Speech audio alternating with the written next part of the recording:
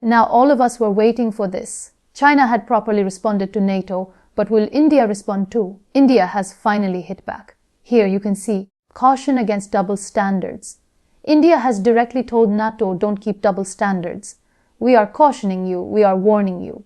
Because if you remember, NATO had warned India that within 50 days, if a ceasefire is not achieved with Russia, if Putin is not called, if the Russia-Ukraine war doesn't end, then sanctions will begin and it will hit India hard, China hard, Brazil hard.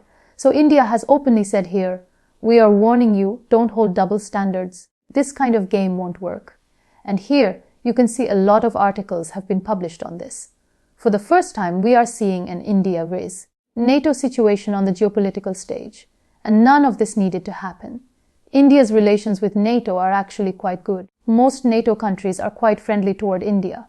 But Donald Trump and his allies in the USA, his policy is such that he talks about imposing 500% tariffs on India. And NATO chief Mark Rutte also parroted Donald Trump's words and warned India.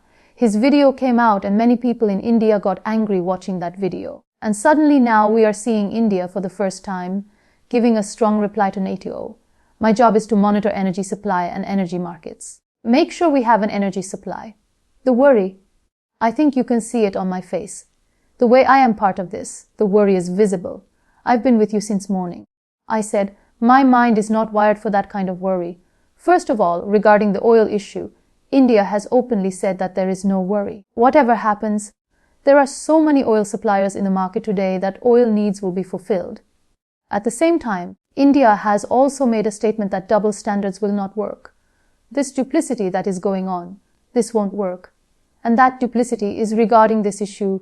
If you read even the 2024 reports, Europe has spent more money buying oil and natural gas from Russia than it has given in aid to Ukraine to fight Russia. And since Europe takes care of its energy needs, India also has every right to prioritize its energy needs above all. Here you can see the statement from the Ministry of External Affairs, reports on the subject, and are closely following the developments.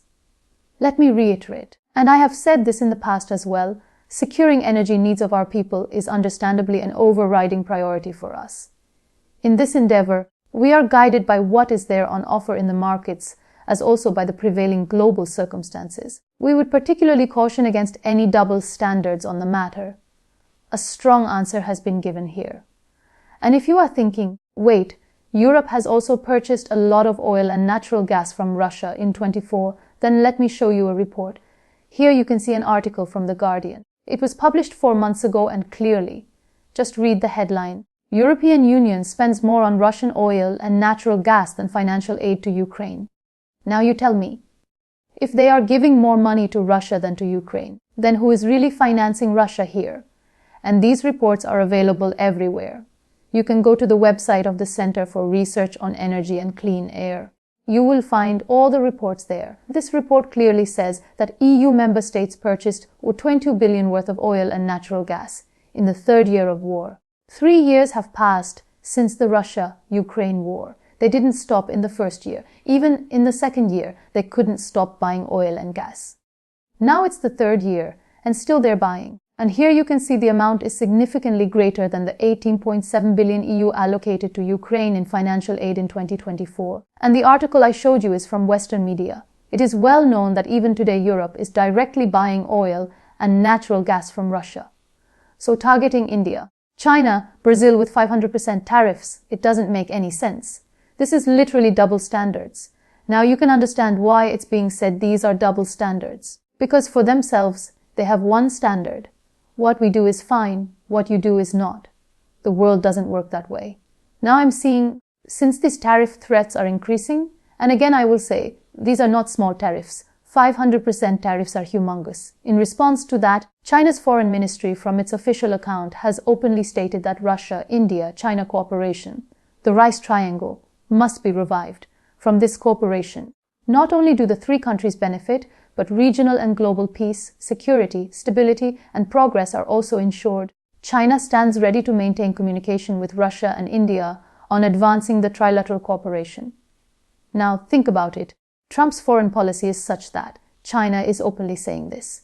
It's been 5 years. During Biden's tenure, the Rice Triangle was almost dead after the Galwan clash.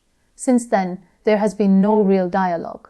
Now, after 5 years, we're seeing a revival of this group. And if you check Indian media today, you'll find articles everywhere about RICE. They are being published constantly. Times of India reports that in a mutually convenient manner, RICE can be revived. Ministry of External Affairs has responded positively, saying yes, we are interested in reviving the RICE trilateral dialogue. You can see it here because again, when NATO chief directly targets India, Russia, and China, since they want Russia to stop selling oil, India and China being the biggest buyers of Russian oil and gas, these three countries will come together. And let me tell you, if Western countries remain adamant on this 50-day issue, that within 50 days there must be a ceasefire, it's said goodbye. The world doesn't work like that. They are moving far from reality. And I fear that in the midst of all this, we may not fall into a global economic problem. Donald Trump is taking a lot of risks. His foreign policy seems all over the place. One month he says one thing, next month something else. Meanwhile, if US foreign policy think tanks and the State Department feel that Trump's experiments are failing, that whatever he's trying is backfiring, then what the US tried for years to keep India, Russia, and China apart, they are now forming their own group. I don't think it will be surprising at all. In matters of foreign policy, Donald Trump must either be told to follow the already running foreign policy or stop experimenting, because he's causing decades of damage to the USA. Now here, I want to ask you a question. India's strategy is clearly visible. You'll see even in India, articles are being published saying India has questioned NATO chief, warned them not to function with double standards, and at the same time, signaled both NATO and the US that RICE talks will restart, the matter that had gone cold for 5 years. Suddenly, RICE is right in front of you. If you feel uneasy watching BRICE, then simply imagine a platform where Indian, Russian, and Chinese leaders are standing together, shaking hands, talking. USA will suddenly feel that all the progress they made in foreign policy is now being undone altogether. So here, I want to ask you, do you genuinely support the idea of RICE? Do you believe that reviving RICE in the future is important? Or do you believe that China will use this as an excuse? China is openly supporting Pakistan. So if we start talks under RICE now, then India's stance against China internationally will be weakened. I'd love to hear your opinion. RICE talks are most probably going to be revived since Putin is also visiting India this year. Are you in support of it? Or do you believe that any group involving China will eventually bring problems? So reviving RICE is not a good idea. Write your thoughts in the comments section. I'd love to know your opinion. And finally, here's an MCQ for all of you. The question is, recently, a country has launched a satellite called Dhruvan for war preparation. In the upcoming time, in a potential big war, this satellite will play a critical role. It's being called the smartphone in space, an ultra-modern satellite, and it is incredible. Tell me, which country has launched the Dhruvan communication satellite? Your options are China, Israel, France, or India. Answer in the comments. Whoever gives the right answer, I'll heart it so others can know what the right answer is. Look, I believe if today you are not using artificial intelligence in your work, you are living in another era. With the help of AI, you can do many jobs. You can earn a lot of money. You can upskill yourself. For example, suppose I want to show Captain America eating vada pav on a busy Mumbai street with some very attractive text that says yummy. I can easily do that with the right prompt. And as you can see here, it was just that easy. You can create many variants. If I want to animate this image, like you're seeing on the screen, I can animate it using many generative AI tools. I can create a story. I can pretty much do anything. And this is just a very small aspect of generative AI. With generative AI, you can write books. You can create personalities. You can pretty much do anything you want. And if you've taken the right generative AI course, I'll tell you, you can work as a prompt engineer. Yes, a prompt engineer. Many don't even know this job exists. Many people easily earn 6.5 lakh per year. Yes, I'll only tell you realistic salaries. Many people out there will say take our course and you'll earn 25, 30, 50 lakh. I'll only tell you what's realistic. Google prompt engineer. Prompt engineer jobs typically pay around 4 to 6.5 lakh depending on your experience. And you can start your career. You can start your own AI startup. You can become a content creator. You've seen how much I use AI in content creation. You all know. So, if you want to learn generative AI in a professional manner through live classes, where there's a teacher in front of you where you can ask them why a prompt was used a certain way, or what would happen if you added something else. If you want to understand all this, Career 247 has launched the Generative AI course. You simply need to go to the video's comment section. There you'll find a link, or Generative AI for All. Please note, we've specifically named this course Generative AI for All. Whether you're a beginner, unemployed, employed, want to upskill, or a content creator, basically whatever your study background, Career 247's Gen AI for All will help you a lot. And at the end of this program, you'll even do a project on how to start your own AI startup. You'll also learn how to use all these tools, ChatGPT, Midjourney, DALL-E, various generative AI tools. You'll learn how to use them all at Career 247. Just enter your name, email ID, number, and don't forget the discount code PD10. So here's a golden opportunity in front of you. Generative AI courses are available all over the world, but one that gives you live classes, projects, certification from NASSCOM. This is rare. So if you want to enroll, start your journey in generative AI. Thanks for listening. And as I always say, may God's watch over. The larger concern now rests on how nations balance their sovereign interests in a world that increasingly punishes independence. India, by refusing to cave into pressure, has demonstrated that its foreign policy today is no longer tethered to appeasing global blocs. The era of silent compliance has ended. Whether it's energy procurement or strategic alliances, New Delhi is carving out its space unapologetically. When NATO warns of sanctions, implying punitive measures unless India distances itself from Russia, the hypocrisy becomes evident. How can Europe, which continues to fund its own war, time energy requirements by importing from Russia, expect India to walk away from affordable oil and gas that sustains its economy and keeps inflation in check for over 1 billion people? India's reply wasn't an outburst. It was a measured assertion. The message is simple: national interest takes precedence, not selective moral lectures from powers that themselves violate the standards they set for others. If the European Union can purchase 22 billion worth of energy from Russia in the third year of war, while allocating just 18.7 billion in aid to Ukraine, what does that reveal? It reveals the mechanics of realpolitik. Aid may win headlines, but fuel runs economies. And India is now echoing what has long remained unsaid. Don't preach what you don't practice. These are not just double standards. They're systematic contradictions wrapped in diplomatic language. China recognized this shift and immediately responded with a diplomatic opening, advocating for the revival of the Rice Triangle: Russia, India, China. After years of silence following the Galwan conflict, and with geopolitical tensions rising, this move isn't coincidental, it's calculated. China knows that if India is forced to choose sides, either the Western-led bloc or an Asian-led coalition, the balance of power in the region would shift dramatically. The idea of RIC is not new, but its reawakening at a time when NATO is posturing more aggressively suggests a realignment is underway. What makes this moment particularly significant is the convergence of strategic isolation and opportunity. The West's pressure is inadvertently pushing India, Russia, and China toward coordination. For decades, US foreign policy invested heavily in keeping these three nations apart. A wedge here, a defense pact there. Diplomatic praise on one side and condemnation on the other. It was all meant to ensure that no Eurasian alignment could threaten Western dominance. But if the West's own incoherence results in these three powers coming together, it would represent a fundamental shift in the international order. India isn't committing to anyone blindly. What we are witnessing is not an alliance formation, but a recalibration. RIFI doesn't have to mean a power bloc like NATO or BRICS. It can simply be a conversation among equals who share regional stakes. Energy security, economic stability, counterbalancing US-led trade and tech restrictions, all are legitimate areas for trilateral cooperation.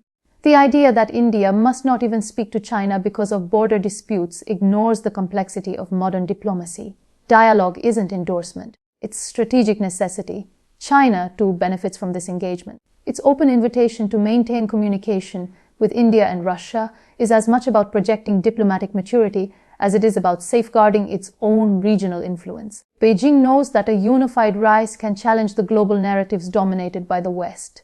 And in an increasingly polarized world, alliances are no longer binary. They are fluid, transactional, and interest-based. India's geopolitical signaling extends beyond oil and sanctions. When NATO chief Mark Rutte echoes Donald Trump's rhetoric of 500% tariffs on Indian goods, it's not just economics. It's humiliation masked as policy. Tariffs of that magnitude are more than protectionist, they are punitive. Yet India didn't react emotionally. It didn't threaten back. Instead, it used diplomacy to expose the inconsistency. If Europe continues to fund Russia through energy imports, how does it retain the moral right to punish others for doing the same? This isn't just about oil, it's about independence. It's about asserting that India is not a pawn in another nation's war game. It's about reminding the world that 1 billion plus people will not suffer economic hardship to validate someone else's geopolitical choices. The world has changed, and India is not afraid to say no. The revival of RICE isn't necessarily a rebuke of the West. It's a statement that India will talk to all, align with none permanently, and act on its own priorities. Even if uncomfortable for the US or Europe, India's balancing act between East and West is rooted in realism. The pressure campaign of with us or against us is failing. As the global South asserts itself, India is becoming a symbol of multipolar confidence. At the core of all this lies the message that global diplomacy cannot run on threats alone. Warning India of consequences if it doesn't behave according to Western timelines, such as achieving a ceasefire in Ukraine within 50 days, is not just unrealistic. It's arrogant. These conditions are not conducive to trust. They diminish space for neutrality and push nations toward reactionary positions. And the irony, if these same policies backfire and bring India, China, and Russia closer, the West will have only itself to blame. Even India's public narrative has matured. National discourse is no longer shaped solely by Western headlines. Indian media has begun asking hard questions. Why should India be bullied for trading with Russia when the West continues to do the same? Why should India stop energy imports when its own people face rising inflation and industrial needs? These are valid, sovereign questions, and they deserve sovereign answers, not coercion masked as cooperation. Meanwhile, in the shadow of this escalating pressure campaign, the global economy sits on edge. Tariff wars, energy disruptions, sanctions, and diplomatic confrontations all have cumulative effects. If Trump's policy experiments continue unchecked and unsettle the fragile balance that global supply chains and finance depend on, the repercussions could be enormous. And unlike past decades, this time the global South is unlikely to bear the costs silently. They will respond. India has shown that response can be principled, rational, and firm. In this unfolding landscape, the US foreign policy establishment faces a tough choice. Either accept that India is a partner, not a proxy, or risk losing it to rival spheres of influence. And if the latter happens, it won't be due to India's choices. It will be because of strategic overreach and failure to treat India as an equal. This moment is not just about diplomacy, it's about respect. Nations are no longer willing to be lectured into obedience. The ice triangle, dormant for half a decade, suddenly reappears, not as a counterweight to NATO or the West, but as a natural response to coercive diplomacy. Its resurgence is both a reaction and a reassertion, a reminder that global power is no longer a monopoly. While Trump may believe that intimidation leads to influence, the opposite is often true. It leads to resistance. And when resistance comes from a country like India, it has ripple effects across the entire global South. Others watch. Others follow. This isn't just a shift in alliances, it's a shift in ideology. The old world order, built on the presumption that power flows from the West outward, is being questioned. India, by engaging Russia and China on its own terms, is saying that the global narrative can no longer be one-dimensional. Multipolarity isn't just a dream, it's becoming a strategic reality. It's being constructed brick by brick through oil deals, diplomatic signals, and policy independence. And it's not waiting for anyone's permission.